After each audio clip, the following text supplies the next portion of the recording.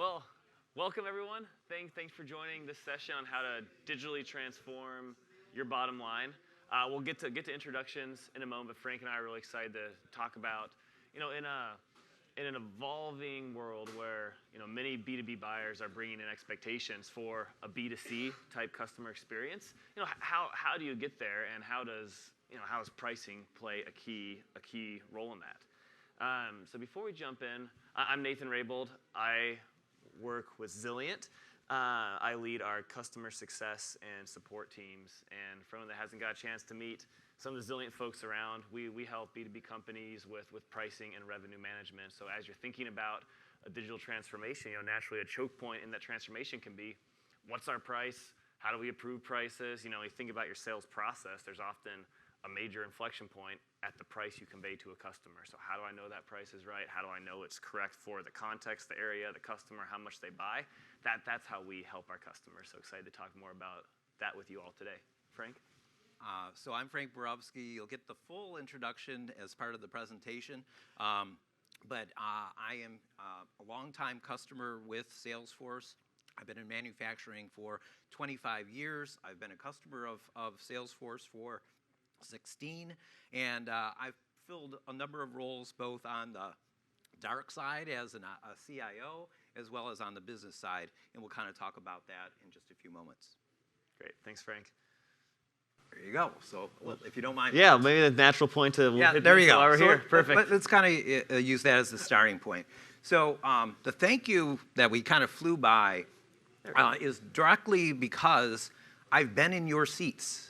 Right? So no matter who you are, whether it's on the supply chain side or sales or pricing, I've been there, done that. If we can go on to the next slide, great.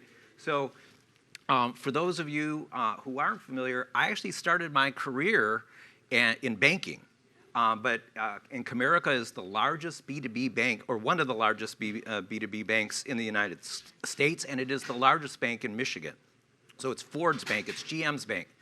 I ran pricing on the commercial side for over 10 years. So I understand pricing at a molecular level with all the moving parts. So I have been there, done that. As you can see, I made the transition right after Y2K. Some of you remember that, some of you don't. And I moved into aerospace. So I was at Honeywell Aerospace in IT roles, Six Sigma roles, et cetera. So I understand the supply chain side of the equation as well. And also helped them launch their SAP implementations. Moved over to Cooper, which ultimately became Eaton. And they're also an SAP house and did the data analytics side. Moved over to Ricoh, which is the largest manufacturer of copiers in the world. And I was the CRO of a business that was like a geek squad for the business side of the equation, if you think about that. That is where I first learned about Salesforce. This is 16 years ago. And bless us all, we were able to get our whole business up and running in 100 days on the Salesforce platform. And that's across the board, everything. Back in the bad old days where you customized everything. But that's where I drank the Kool-Aid, and I've been serving it ever since. At Club Car, where I was both the CIO and the Chief Experience Officer, we put our whole front end on the Salesforce platform. So everything other than the ERP. And then I returned to Honeywell at Honeywell Building Technologies. And there I was on the business side, and we built a B2B portal. I then joined Salesforce for 2 years as a manufacturing industry advisor. And you can kind of think of me as a customer advocate based upon the been there, done that, but also a sales whisperer for those folks who had never actually been on the factory floor. So all this is to say, my experience kind of helps other folks not make all the thousands of mistakes that I've made when I was in your shoes, right? So here to help. Thanks, Frank. Long-winded, my apologies, but it's a long career. No, it's a great summary, and I know, we'll get to the molecular level in a moment, but appreciate the context. And I say before, we're going to jump in shortly into a virtual world that Frank will take us through, and we'll Like he was saying, put ourselves in your shoes and think about, as we try to go through a digital transformation, who's involved, what they do, what they care about, how do we measure it. And so just to tee up a little bit on how the pricing, plays into that, I wanted to show at the molecular level what B2B pricing often looks like. And this is a day in the life of a manufacturer's pricing. And so what I have on the left side of the slide is, it looks like some modern art you can hang in your living room, but it is actual. This is last quarter of a year for one of our customers. So the horizontal axis is just the date. The vertical axis is, think of a multiplier or a discount from list. The discount we're applying to a list price to get the job done. And all the dots are individual order lines for a single SKU. And so I think we've talked about this week about, as we go through digital transformation, customers want to move quickly. They want a frictionless experience. And oftentimes where we introduce a ton of friction is, here's the price you get. As you can tell, as we look backward, think about how manufacturers are trying to change from, the past to the future. One of the reasons maybe price doesn't show friction right now is because you can almost pick any price you want, and someone's got that price before. And so we think about the before on here. I mean, you'll see just in this single example, a range of discount from lists, from a 0.5 up to a 0.64, kind of just on some percentile bounds. And you can see kind of the outliers way higher and way lower. And so you think about the challenges this creates. If I'm an approver or I'm a customer receiving a deal or I'm a rep trying to price something, is the price good? What is the context for defining if that price is good? Who should care? These are all questions we want to answer and hopefully design process around as we think about a broader transformation. And so when we think about taking the left, which is all transactions for a product, and grouping that into where can we find similar groups of buying behavior?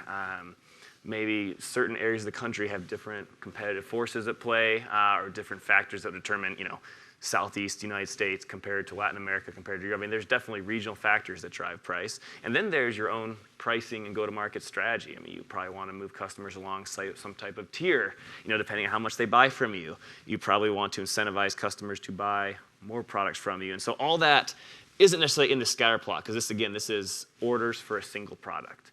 And the kind of price variance we see. The right is, think of the first step toward maybe more sophistication in pricing, where I've added one blend on this. We've taken the left scatter plot and we filtered it down just to customers on the very low end of the spend. In this hypothetical example, say 100,000 less in annual spend. You can see there's still a range. It starts to tighten a bit, and now we start to see some pricing opportunity emerge. You'll notice that on the very, very far right, that lower orange dot and the lower blue dot, where maybe some customers are out of line with the tier of spend they're in, and as part of a broad digital transformation, these are things we'd want to flag, and upon a new quote, a requote, a renewal, those are the dots that we want to move. And that's when you think about there's two parts of digital transformation. There's reducing friction, becoming easier to do business with, and that is good. I mean, that's table stakes. You need that to compete. But there's also the aspect of, can I improve my profitability and my financial performance while we are going through this transformation? Can we get the margin up a little bit? And this type of analysis and highlighting, these types of outliers, that's kind of where the game is played when you think about this transformation. So before you click. Yeah. Yeah. So, Carl, your heads up. Come on. Hey. So we've actually had this debate in directly, and I live this scatter plot, right?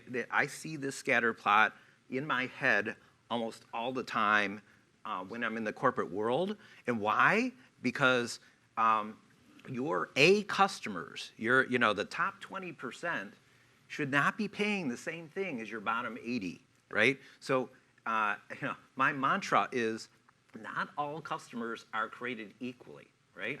And whether it's you want to differentiate based upon availability, right, or customer service, white glove, et cetera, or on your pricing, right, you should be doing that, because otherwise you're leaving money on the table. And candidly, the reason I see this scatter plot in my head all the time, right, is my team's tried to build all of this in Tableau. So I'm a big Tableau believer, trust me, but Zillion already has this already built. So why would you want to have to go through the pain and aches that it takes to create this on your own? Zillion already has this answer. So that's why we mutually agreed on this particular slide, because this is what I lived when I was at Honeywell. Yeah, no, I didn't mean to call you out. Yes, I did. No, I love that, Frank. And I actually, for everyone in the room, I started my career in professional services. My first role at Zillion was professional services. And as I was thinking about, working with a new customer and what I wanted to bring to the very first meeting, it was always a scatter plot. Yeah. Because it kind of removes some of the preconceived notions of our pricing is really well structured, or I don't think it's good. I don't think there's a whole lot of achievable opportunity. Once you start to see, this type of distribution, you realize it's there's more prices happening than I thought, and whatever approvals, whatever we have in place, whatever process we're using to price right now, while it's a process, it's not tightening my price distribution. My margin hasn't changed, and this scatter plot starts to drive home. Wow, that's really happening. One last comment on this one, and that is because of the changes due to inflation, this is all that more important, right? It didn't matter quite as much when interest rates were relatively flat. Now, this has to be done because you're definitely leaving money on the table if you're not doing it. Yep. And one more comment on this scatter, because this scatter, it was meant to be, at the atomic level, one part of kind of pricing transformation. And to your point, Frank, I'd imagine for most manufacturers, outside of this chart, which is the discount from a list price, in the face of inflation, your list prices are probably doing something like this. So you're tracking, hey, where are my list prices at?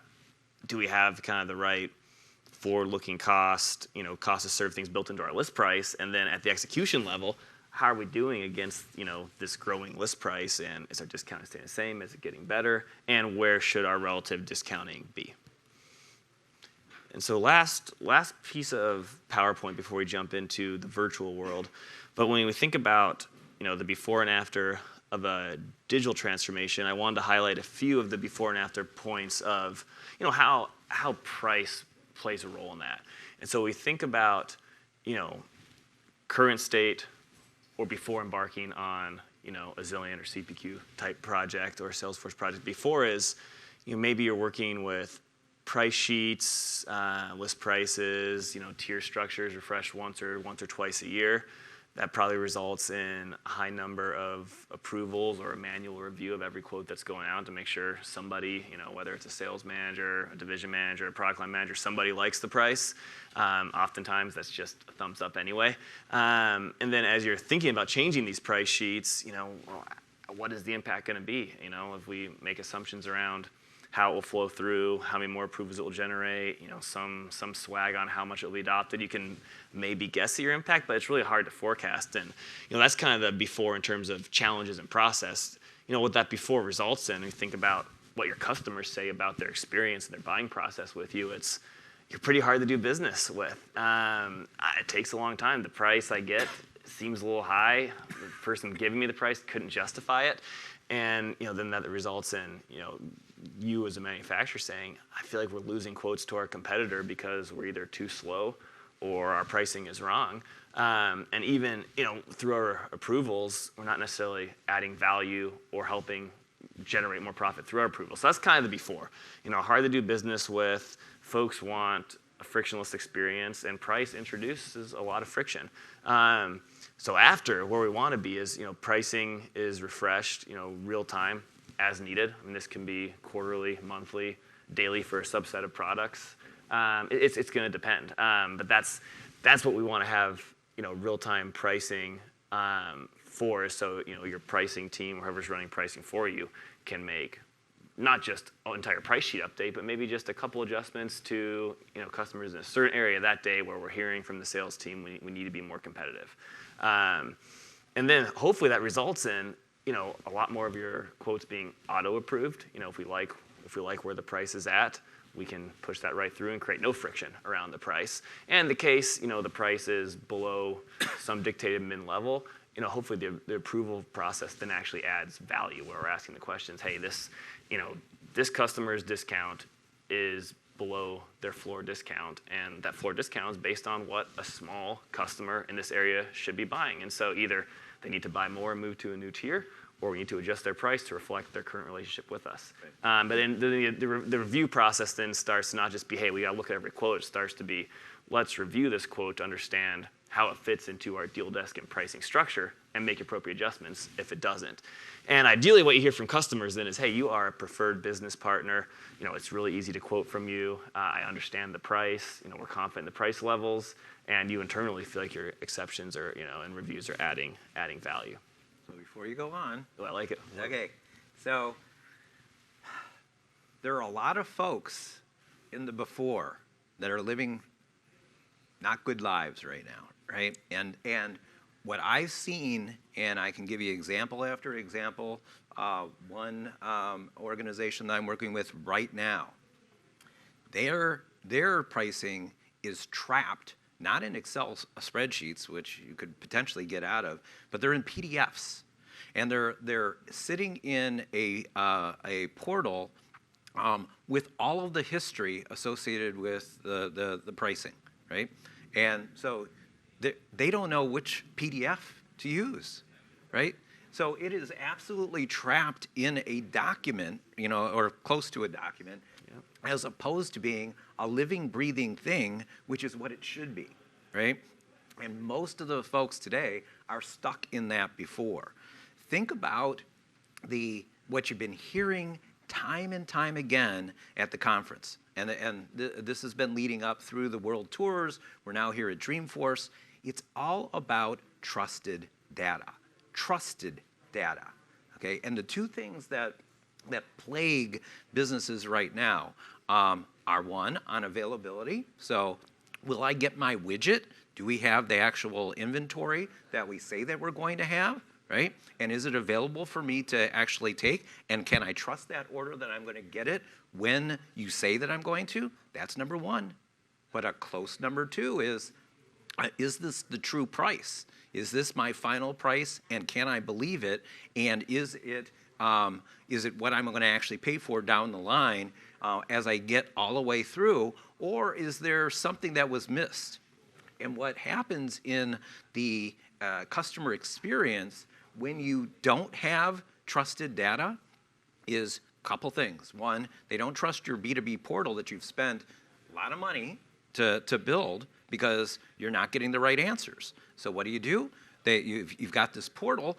They go, okay, well, that doesn't seem right. What do? You call customer experience. Oh, the customer support folks. Oh, okay, well, I'm seeing this. I have a little bit different. I got this spreadsheet that I'm seeing here, that's right next to me, and the latest, price of the day is this. Oh, well, we haven't updated our system yet. So that's the disconnect. And so the customers go, well, that doesn't seem right either. Who do I call? I call my salesperson.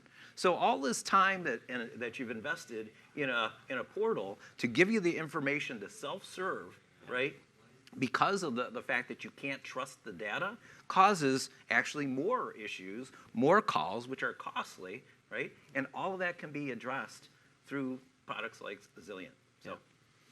Thanks, Frank. I love it. And I think we're at a natural inflection point where we can jump into the digital world. But just to add a point to that, I agree. I mean, we've seen kind of both sides where also, if you're just going through a pricing project without a broader digital transformation, it's often difficult to try to just change your pricing without changing the way your customers interact with you, the process you're going to market, how you review quotes, how you quote. I mean, your entire sales process, left alone just with new pricing also doesn't help you a ton. And so I really think about them as, they have to come together and work well together.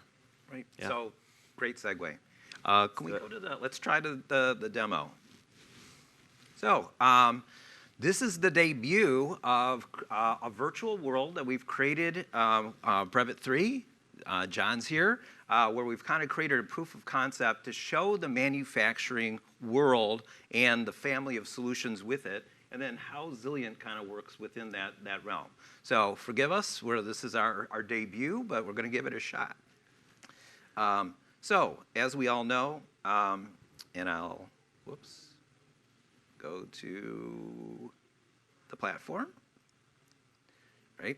So we all know about the platform and the power of Salesforce itself. Most of us think about Salesforce as a CRM, right? Because that's how we grew up. It's the stock symbol, et cetera. But the way to really think about Salesforce is as a platform. So it includes things like Slack and Einstein. And anyone? Frank plus Einstein equals Frankenstein, right? So long time user of Tableau, and so Einstein is part of what you get when you get the Salesforce stack, right? So that's all the stuff that you're hearing about with AI, right?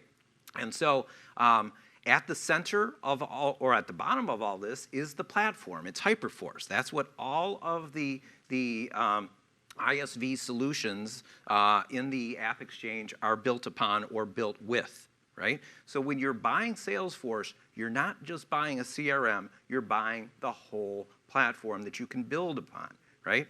And of course, at the center of all of this is the Customer 360. So if you think about it from a manufacturer's side, there are key processes. So there's design, right? So if you're an engineer, there are applications that are on the Salesforce platform for the engineering world, sales world, building, shipping, servicing, et cetera. But also, if you think about it from a persona standpoint, so the actual functional side, you've got all these people reporting on up to the CEO, right? And she's got a lot of things that she's got to worry about, and that includes everything from strategic planning to financial performance to issues around marketing positioning and all that sort of stuff, right?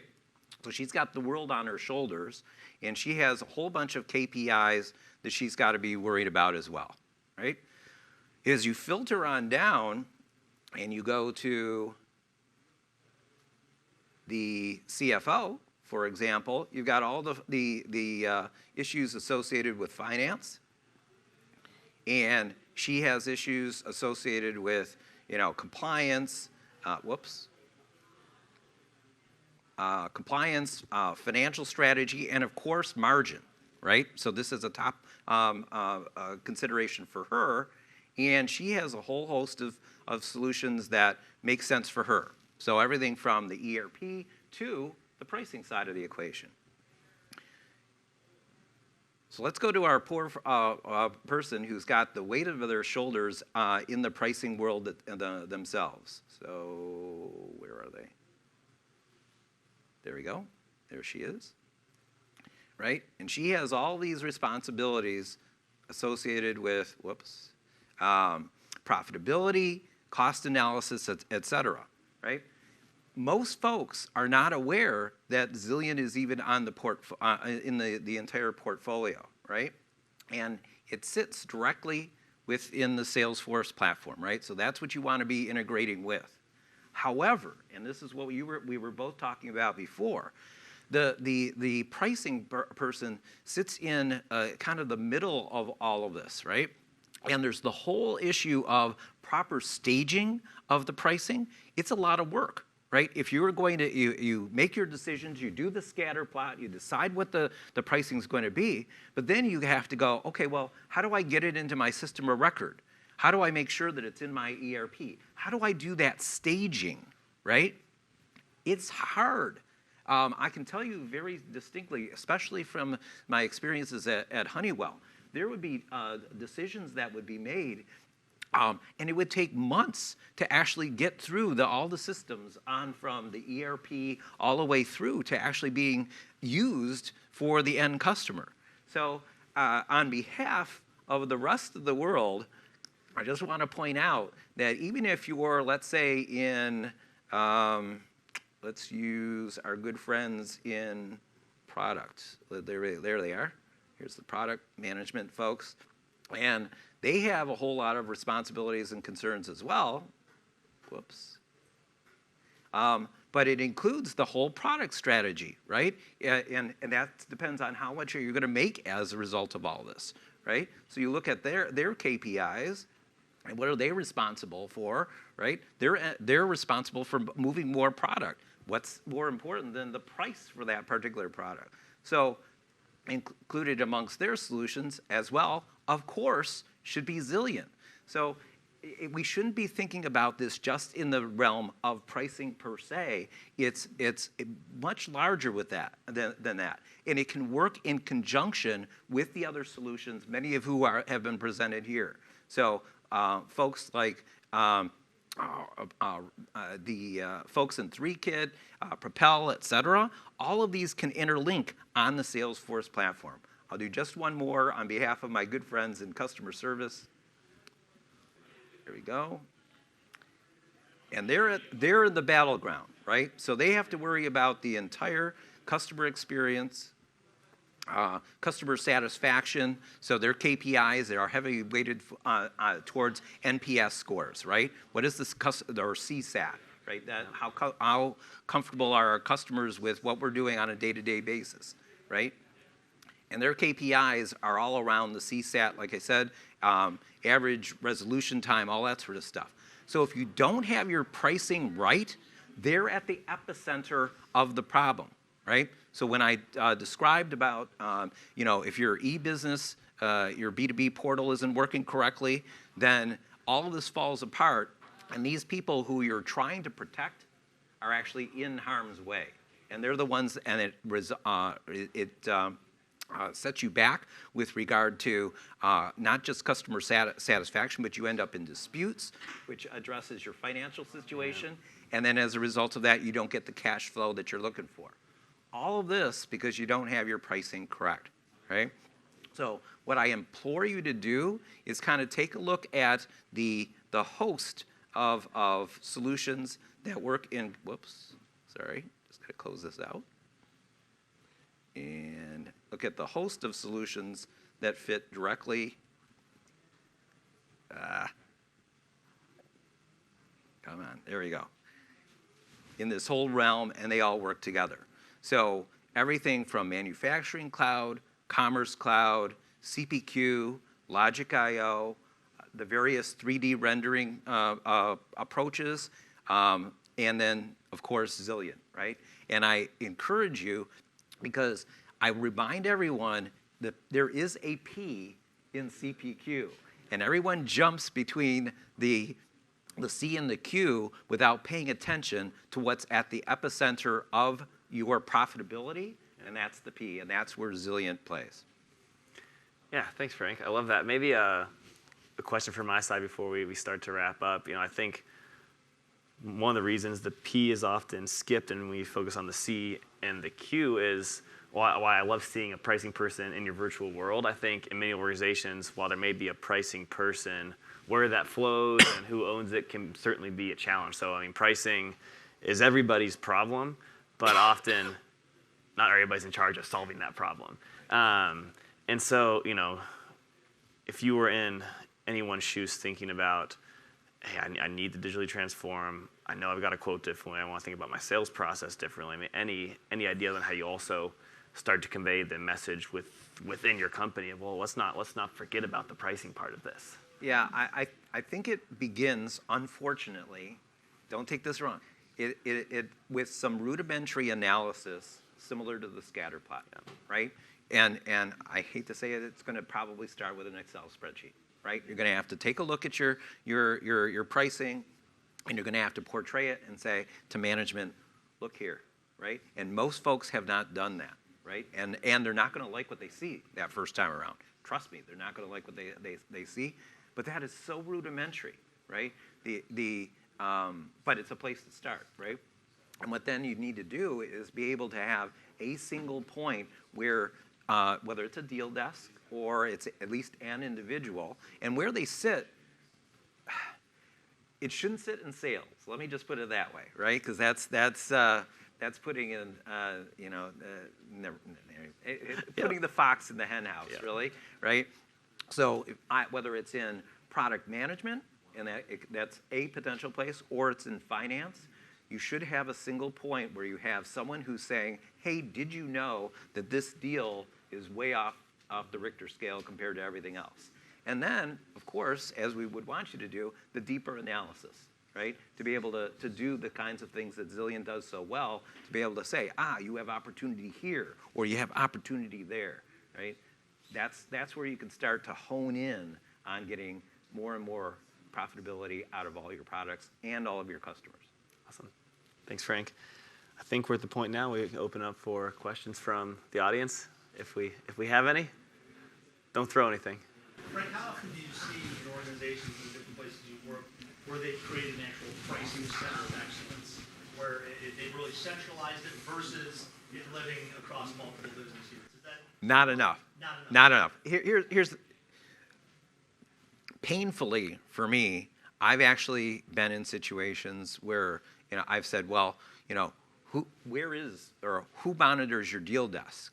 And I've gotten blank stares, right? What's a deal desk, right? And I get that more often than you would think. And so I'm going, okay, well, we're going to have to start with a scatter plot. Let me explain to why all of this matters. So I don't know what the percentage is, but I would say I see far more folks who don't have a deal desk or don't even have a single point where they're reviewing that. It may be done by someone off the corner of their desk in finance, maybe even the controller who's doing it at nights, to try to figure it out. And it's a pity because they are leaving money, or not only are they leaking margin, but they could actually be losing money on their products, and they don't know it. So it's a large percent of folks who do not actually even have an individual who's assigned to that task. Go ahead. So you have any predictive AI incorporated into this product? Into Zillion, certainly. We've got a whole set of Zillion folks in the crowd that we're happy to dig into that a bit more after. But yes, part of the value add Zillion brings is, the scatter plot I showed was, think about that as just where you were before. This is where I'm transacting. The question becomes, given that data, potentially other data points like where my competitors are, maybe where my web prices are, we need to use the scatter plot I showed to kind of create an elasticity curve and predict where your own data shows the price to be. We need then to triangulate the market price of, we're transacting here, we think we have this level of sensitivity, and based on these other data points, we're going to move that to be a bit above our competitors. We think we have a bit more value. So yes, is the short answer, and maybe we can talk a bit more after in terms of what we're trying to predict, but certainly, our goal is to help you predict and display the right price. And they've been doing it for a while. So this is not all the stuff that you're hearing, which is great. Don't get me wrong. It's all great. But they've been doing it. Yes, Carl. Here we go. Since you're a CX guy, since price is the one constant in every transaction, how core to the customer experience do you feel that price is from a B2B perspective? I think it's essential, and it changes the behavior of the customer in a demonstrable way. Now, as you well know, the availability is still number one, right? You can't sell a product that you don't have available in inventory, right? And your customer will go elsewhere if you don't have it, or if they don't believe that you have it because you've lied to them before, right? But that second one is, okay, it's available at what price? And am I being rewarded for my loyalty to you in the past, right? So we all know about Sky Miles and what have you. You should think about it the exact same way, right? If I give you my loyalty over a period of time, you should repay to me with, perks. And it could be, number one is pricing. There's no question about it. But it also could be other things like we said, white glove service or co-op dollars or whatever. Pricing takes a whole lot of different shapes. Even white glove service is a cost, right? So you have to bake all of that in, and you have to look at what?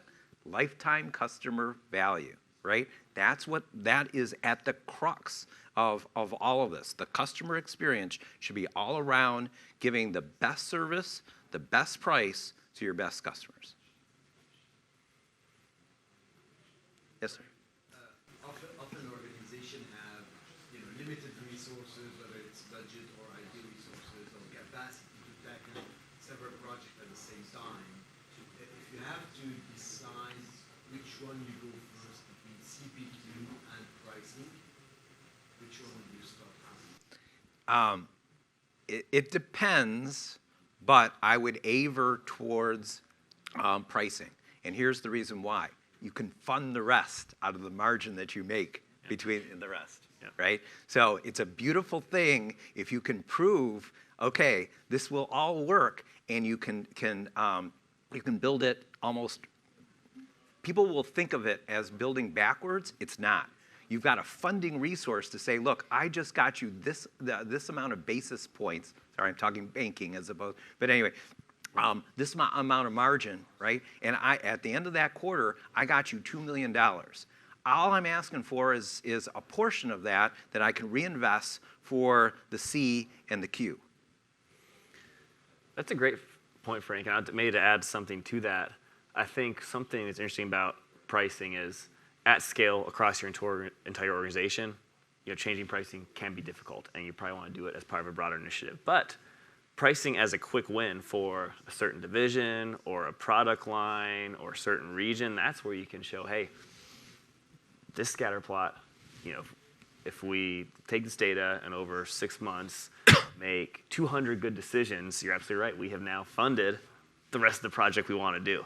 And so I would totally agree with Frank, but also build upon that and say, even within pricing, I would probably focus on a quick win to start. Find an area where you've got the right people, the right sales leadership, maybe the right mix of customers, and show some value, and that starts to fund it all. So just if you have the capability of just doing a territory or a region, right? Start with them and use it as something that's containable or a certain set of SKUs, right?